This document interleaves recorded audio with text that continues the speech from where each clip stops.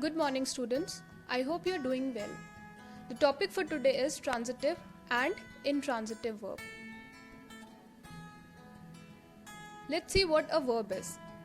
A verb is a word used to describe an action, state or occurrence. किसी काम को करना या उसका exist करना verb कहलाता है.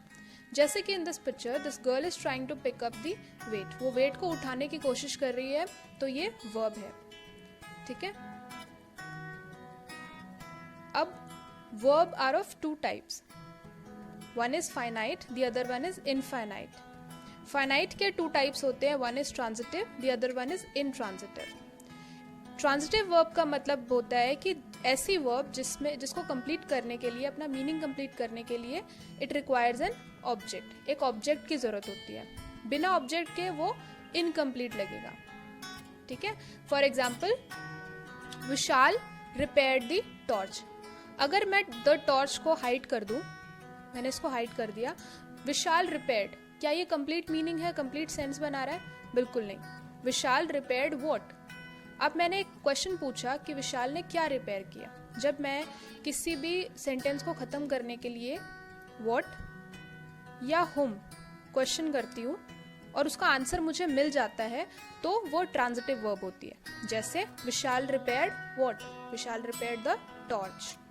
Manisha broke the pencil. Manisha broke what? मैंने क्वेश्चन पूछा. मनीषा ने पेंसिल ब्रोक की, उसने पेंसिल तोड़ दी. ठीक है?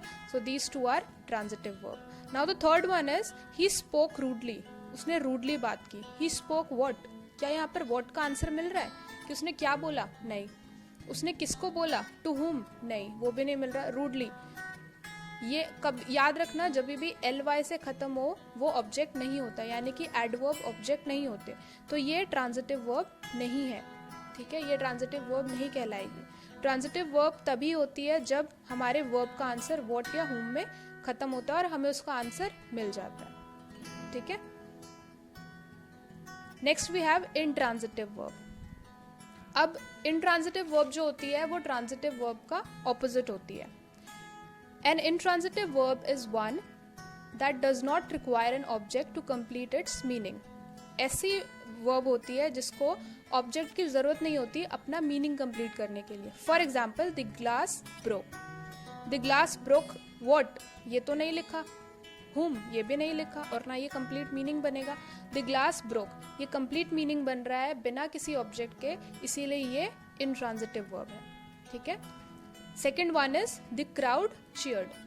द क्राउड चीयर्ड में भी यहाँ पर चीयर्ड जो है वो वर्ब है. चीयर्ड मतलब किसी को ताली बजाकर किसी को प्रोत्साहन देना, ऐसा. ठीक है? द क्राउड चीयर्ड मतलब उन्होंने किसी को प्रोत्साहन दिया. अब यहाँ पर भी हमें किसी ऑब्जेक्ट की ज़रूरत नहीं है. दोनों सेंटेंसेस में ऑब्जेक्ट नहीं है हमारे पास, इसीलिए ये हमारे इनट्रांजिटिव वर्ब होंगे. Alright? I have a question, a worksheet for you.